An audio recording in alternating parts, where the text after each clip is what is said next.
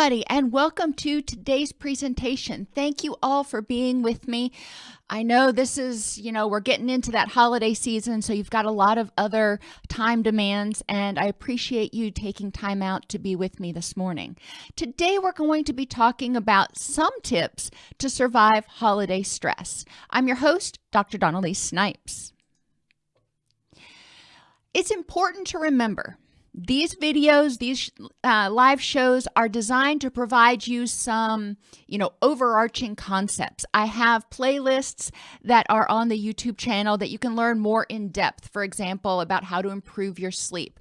So I'm not going to obviously be giving you tools in depth to address these issues, but I'm going to be pointing you in the right direction.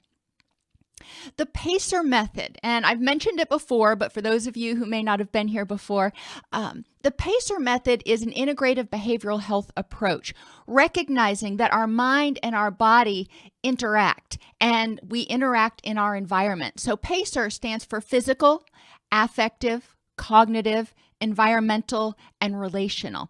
And we will go through it systematically and look at different things in each dimension that could potentially cause us stress during the holidays, as well as ways that we can address it.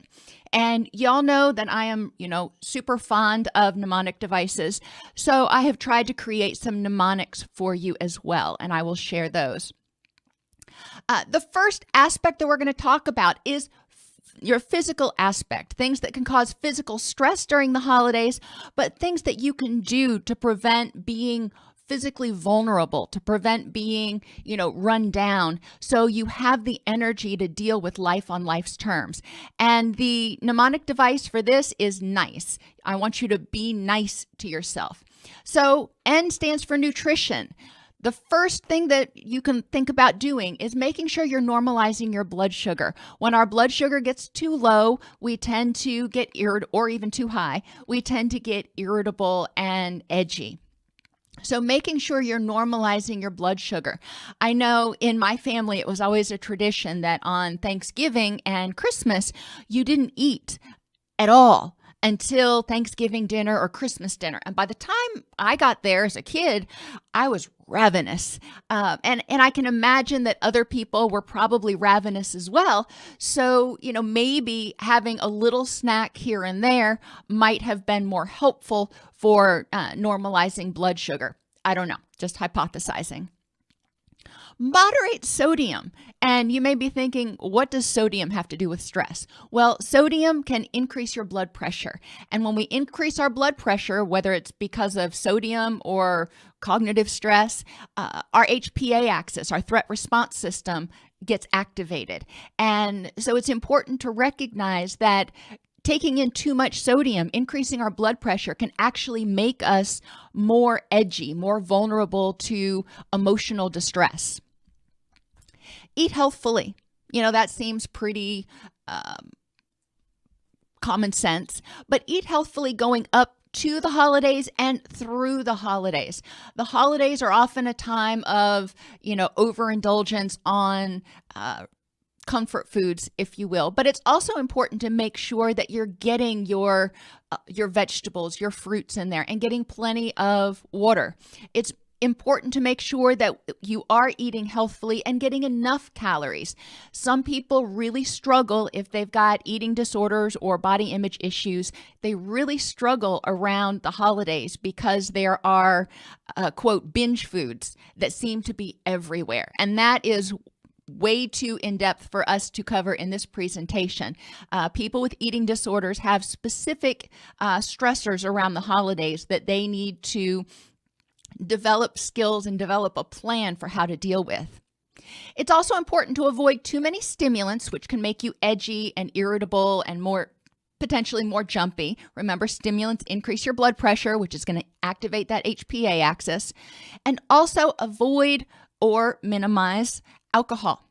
Alcohol is a disinhibitor. It tends to encourage people Even if they're drinking non-alcoholic beverages, if they think they're drinking alcohol, there is a bias when people are drinking something that tastes like alcohol to feel like they can say whatever they want to say.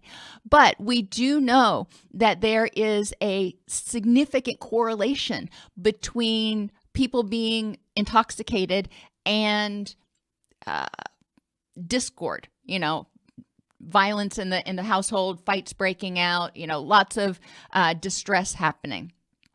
So alcohol, even though it's, sold as being something to increase happiness and cheer, can also have the exact opposite effect.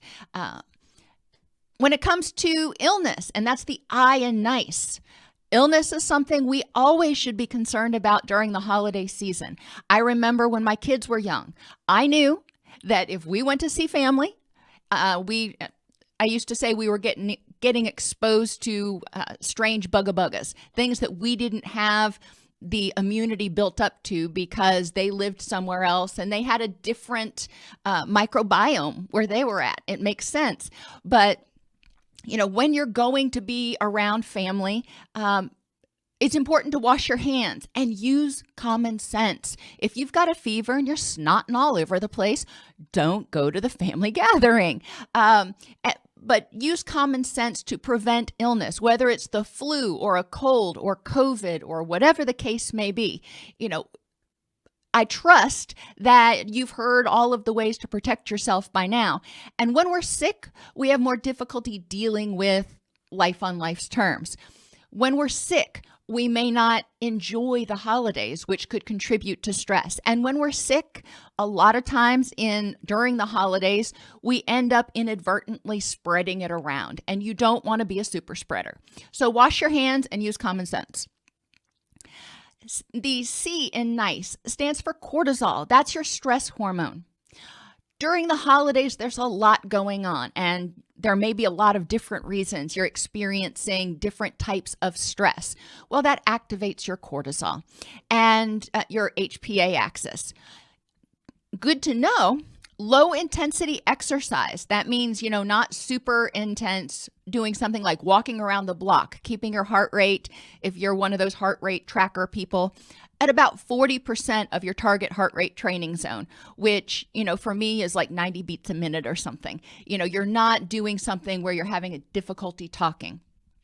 But really low intensity exercise reduces cortisol levels and increases something called brain-derived neurotrophic factor, or BDNF.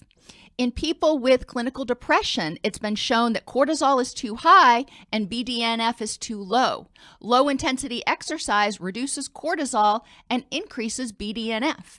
And low intensity exercise is something you can do even in your holiday clothes. You don't have to put on sneakers and, expect to get sweaty. That's the beauty of it. You can do it at any point in time. Go out and play with the kids, take the dog on a walk, clean the house for that matter, whatever it is that gets you engaging in some sort of aerobic exercise that's increasing your heart rate just a little bit.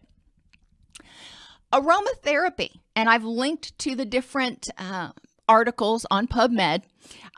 Aromatherapy, inhaling these, you don't have to apply them and definitely don't ingest them, can also reduce your cortisol levels and even potentially your blood pressure.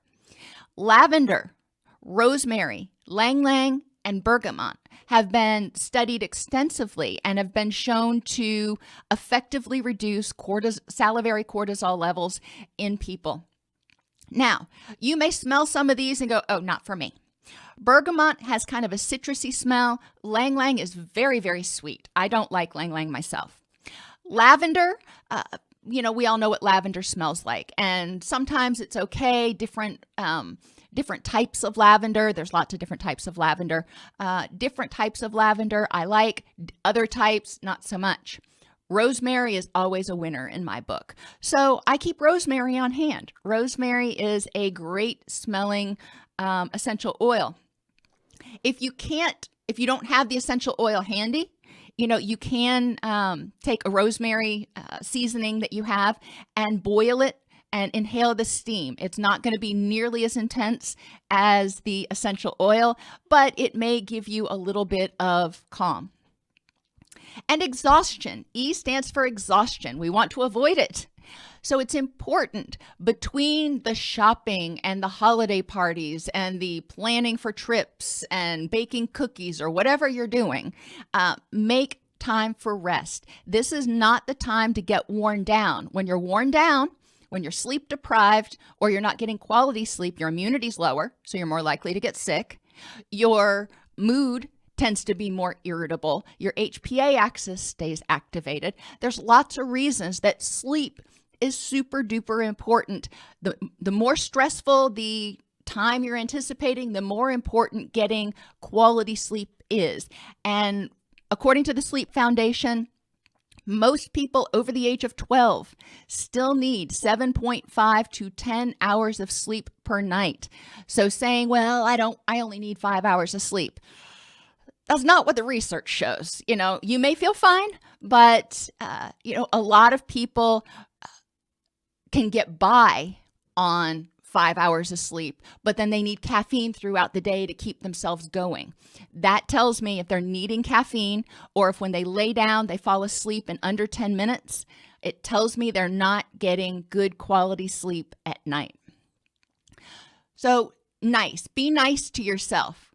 Pay attention to your nutrition, prevent illness, reduce your cortisol, and try not to get exhausted. Make sure you're getting enough sleep. Affectively and cognitively, how we feel emotionally and how we're thinking. Oh, there's a lot of stuff we could cover here, and I'm going to go through it really, really quickly. The mnemonic here is phased because, if you have these good tools and you prepare ahead of time, theoretically, you won't be phased by the holidays. You see where I was going? I struggled with that one. But anyhow, the tools you're going to need will help you deal with some of your emotional reactions around the holidays. A lot of people experience grief during the holidays, and unfortunately, my heart breaks. This holiday season may be even more grief inducing for a lot of people because so many people died of COVID and cancer and everything else this year. We had a lot more deaths than usual in the United States and probably in the world. So people are going to be reeling from that. And sometimes people grieve because they're focusing on what they lack. They are grieving the fact that they're not having the Christmas that they think they should or they want to. Now, this sounds trite, and it is not a solution for grief. It's important to process and work through grief. But in the moment, in order to get you through that Christmas morning or that Thanksgiving dinner, some tools that can be helpful can be to focus on what you do have. What do you have right now in your life that makes it rich and meaningful? Instead of focusing on what you don't have, focus on what you do have right now that you're grateful for. And in terms of deaths, I just recently went through one myself, and it's important during those periods of time to also focus, when you think about that person or those people, focus on the happy memories. Yes, again, I am not minimizing grief. It is agonizing to go through. But focusing on what you do have and trying to think of that person or those people in terms of happy memories can help you get through the moment when you are trying to participate in holiday type activities. Depression. A lot of people feel it during the holidays. Holidays are really rough on a lot of people. They are billed to be this, super happy time, but for a lot of people, it's the worst time of the year. Some people feel hopeless and helpless during the holidays. They feel like, their life hasn't gone anywhere. They feel unloved. People may experience PTSD during the holidays, and it reminds them of bad things that have happened. I know, unfortunately, people who have lost loved ones during the holiday period in the past. And so now every time they come up to that holiday, it reminds them of that horrible day that they got the call or that they experienced that loss. And obviously there's also people that experience violence and other things on the holidays. And, I don't really want to focus on that a lot right now because there's a lot of stuff that can happen during the holidays. That's what I'm getting at. That can trigger people on successive holidays. And it's important for them to be aware of that. And isolation. People who are separated from their family can trigger depression. So how do we deal with it? Hardiness. Hardiness means commitment, control, and challenge. Identifying those things in your life that you're committed to, that you're grateful for, that are going well. That helps you get a bigger picture instead of focusing on the stuff that sucks right now. Control. Identifying what aspects of the situation are within your control. And challenge. Viewing the situation instead of as a problem, as a challenge. If you're feeling isolated, okay, this is a challenge. How do I not feel isolated? How can, get curious, try to figure it, look at it as a puzzle and try to figure out how you can solve the puzzle. Be mindful and present focused. This is especially true for PTSD. If you are projecting stuff from the past, it's triggering past memories. Being mindful that what you're feeling and what you're thinking about, is painful. However, being mindful of what is going on in the present. Are you safe in the present moment? How likely is it in the present moment that the same thing is going to happen again? And doing what you can to keep yourself safe. Keeping that present focus and recognizing, maybe 5 years ago, your Uncle Bob had a heart attack on Christmas, heaven forbid. And maybe he survived, whatever, but that was a traumatic event. Now, every time you go to Christmas dinner, you remember that. It's important to focus on the present and look around and go, okay, everybody's healthy. What is the likelihood that that's going to happen again? And, what is the best use of my energy right now? And to deal with isolation, connection is really important, even if it's virtual, even if you've got to have your tablet with somebody on Zoom or FaceTime or whatever it is you use. That's better than being alone. And some people are not going to feel safe traveling during this holiday season because they are one of those people in a high-risk group. And I get that. If you're going through chemotherapy, if you have multiple comorbidities, if you're over 65, there are a lot of reasons grandparents and even parents may not want to travel. So I get that. But it's also important to encourage people to connect in a meaningful way, whatever that looks like for them. And thankfully, video chat exists now and can help bridge that gap a little bit. It's not the same, but it's better than nothing. When you feel stressed or overwhelmed, identify what must be done. There's a lot to do during the holidays. Identify what must be done. If this doesn't get done, there's going to be bad mojo. There's a lot of stuff you'd like to do, like hang Christmas lights, but if that doesn't get done, the sky will not fall. But what must be done? Who can help you? Maybe you need to get the shopping done for Thanksgiving dinner and you've got 6 other things you need to do. So who can do the shopping for you? Shortcuts that can be taken. Maybe you need to do the shopping and you're feeling short on time and you don't know if you'll have time to cook that turkey. Well, order a ham.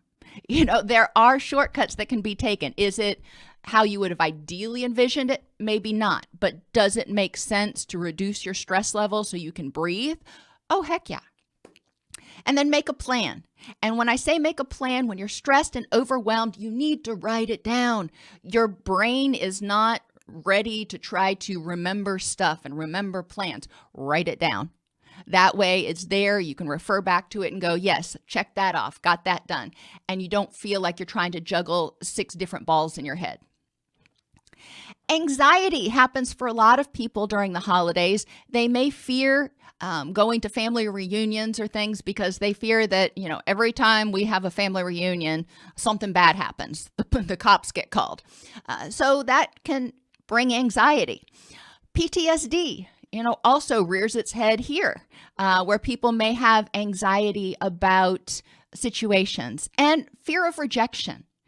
We want to be loved, but during the holidays, when people feel isolated, it increases their awareness to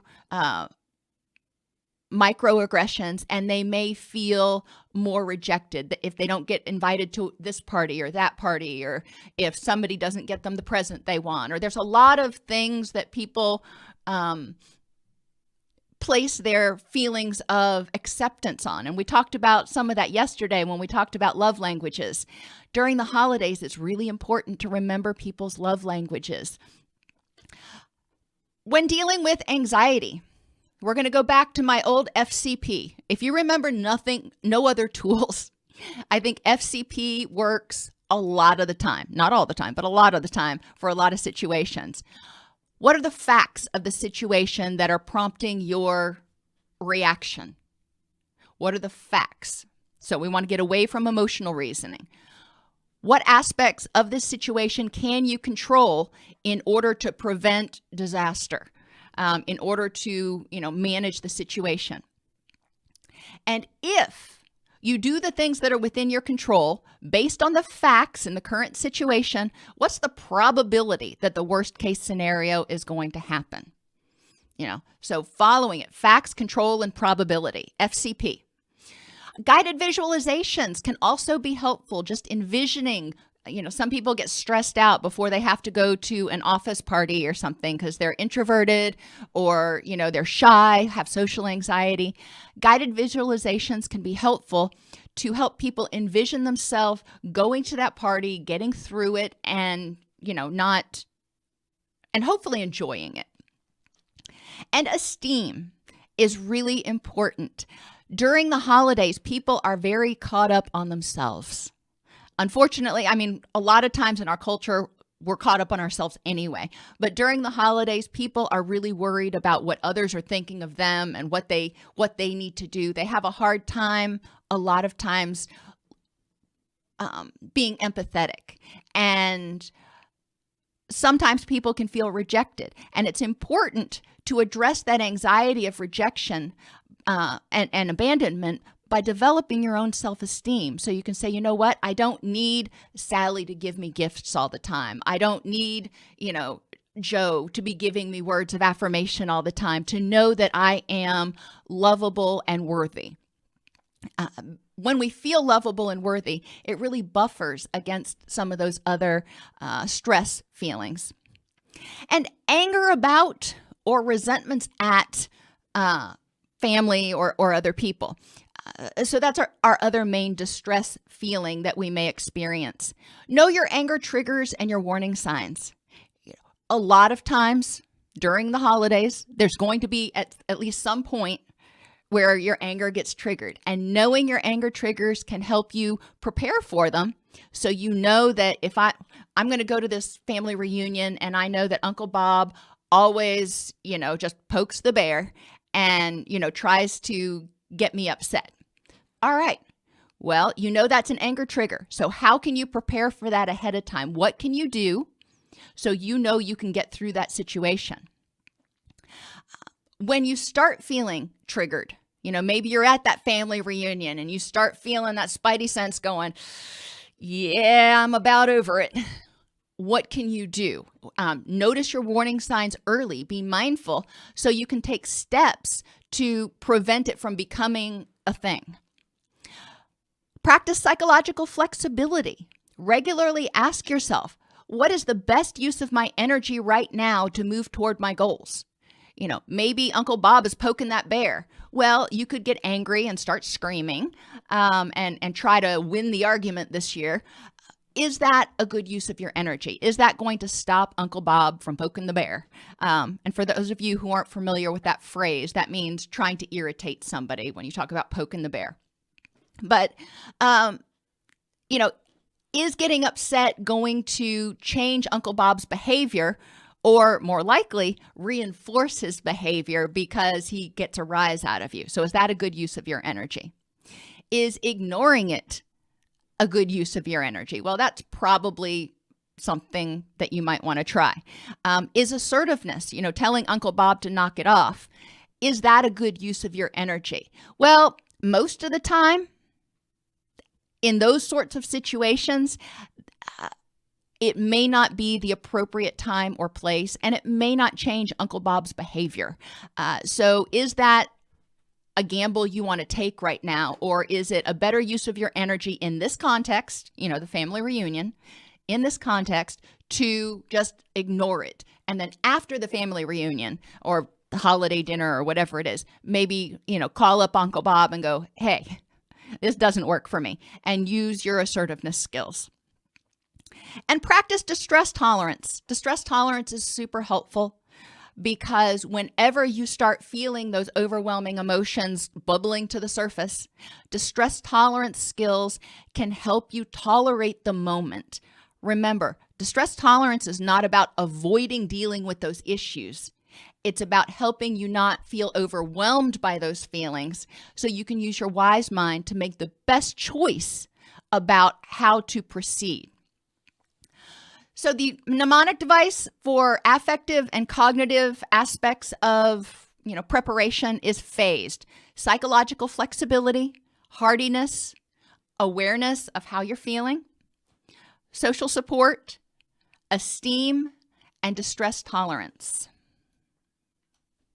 And finally, environmental and relational aspects. Sometimes you may be going to a place that triggers bad memories. Maybe you don't like being in, crowded environments like holiday parties. So have a plan for wherever you're going to create safety, create a bubble of safety for yourself. You need to feel physically and emotionally safe. Some things that can go into your plan include getting away from people who are intoxicated and possibly more likely to start an argument. Just get away from that so you don't even get sucked into it. And or excuse yourself from triggering or overwhelming situations. Go to the bathroom or, go outside and get some fresh air. There have been times in my past where, all the hubbub has gotten overwhelming and I've just needed to go out on a walk for a minute. And, that is okay. It's okay to take care of yourself. Generally you want to tell the host that you're going to go get some air or something so it doesn't feel like you just disappeared, but it is okay to set boundaries and take a little time out. Relationally, and environmental and relations kind of go along because a lot of the stress is involved about the holidays revolves around relationships, critical people, or hot button topics. You knew I'd get there. So let's talk about critical people, that person who always has to have a dig for you. Well, there are a lot of different ways to handle that in the moment. Now, outside, of the holiday gathering, you may want to have a discussion with them. That is, your choice to use your assertiveness. But in the moment, if somebody, digs at you, and, maybe you spent all day cooking and your mother-in-law says, "This turkey is awful dry." "Oh, I tried so hard and she had to criticize it." Okay. And that's not my mother-in-law, by the way. My mother-in-law is a saint. But, maybe they are, unhappy for some reason. Find 3 other explanations why they may have felt the need to say that. You can also view it as coming from a place of love. They're trying to be helpful, letting you know that maybe next time you don't need to cook the turkey for as long, or if they don't like your outfit, maybe they're just trying to share with you that they think there's a different outfit that would be more appropriate, or your parenting, or whatever it is. There's lots of criticism that happens at family gatherings. Take what's helpful and leave the rest. A lot of times there's a nugget of help in some things people say, not necessarily everything they say. So let them say it. And especially if you can envision it as coming from a place of love. All right, they're trying to be helpful. I got it. Listen to what they have to say. If it's useful, great. Take it. If it's not useful, let it roll off your back like water off a duck. And have social support on standby. This is super important. And it's great now that we've got mobile devices and we can be texting our friends. I remember there was a time in the not so distant past where we had something going on, and my stepsister was just being horrendous, and I would not have survived it, I don't think, and not lost my cool without having my best friend basically on, permanent standby on text, where I could excuse myself, take a moment, and text my friend and go, okay, I just need to decompress here. And, she would do all that, being consistent, responsive, validating, empathetic, and supportive. She was great at craves. And that was super helpful. And my husband was there too. And whenever he was around, he was great at being a buffer. But even if you don't have somebody there in person that can be a buffer, make sure you have somebody that you can reach out to that can just hear you, validate you, and help you, cathart for a second. And finally, these hot button topics, and there are a lot of them this year, avoid them. Be assertive if somebody starts wanting to talk about COVID or mask mandate or the election, politely either excuse yourself or suggest that maybe that's probably not the best conversation to be having right now, because people are already exhausted and on edge. People can take things very personally. And I know right now we're not even really in the holiday season. And whenever those topics come up, people seem to get extremely defensive. And you combine that with other stress and an audience where one person may feel like they've got to defend themselves, and it can escalate very quickly. Just like other times where you may avoid topics like politics and religion, well, at least during the holidays, avoid politics and COVID. Religion is, a lot of times a central focus of the holidays, but you know what I mean. So safety during the holidays, emotional safety, physical safety, means protecting self. And that means making sure you have a safety plan. E stands for explanations. Find alternate explanations besides somebody trying to be hateful. What might be going on in their head that is prompting them to act like this. L stands for love. Try to embrace criticism as coming from a place of love. Filter it out. Take what's useful and leave the rest. Recognizing that you know what works best for you.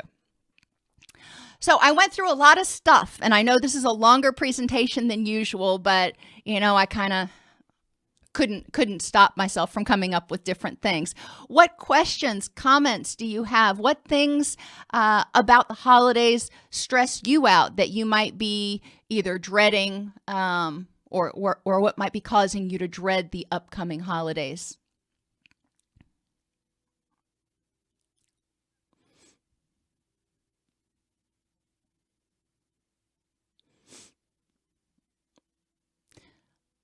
So while y'all are thinking, I'm going to go back through our mnemonics. Nice. Be nice to yourself. That stands for good nutrition, illness prevention, cortisol reduction, and exhaustion prevention. Emotionally or affectively and cognitively, with good tools, you won't be phased. P stands for psychological flexibility. H stands for hardiness. A stands for awareness of yourself. S stands for social support. E stands for esteem, self-esteem. And D stands for distress tolerance.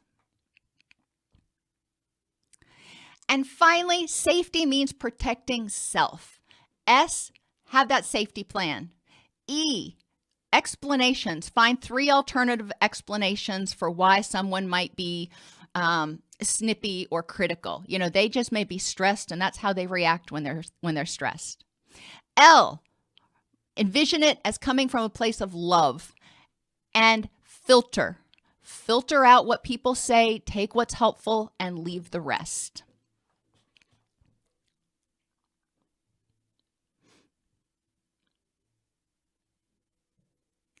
Alrighty. Thank you for being here today. Thank you for being so attentive, and I look forward to seeing you tomorrow.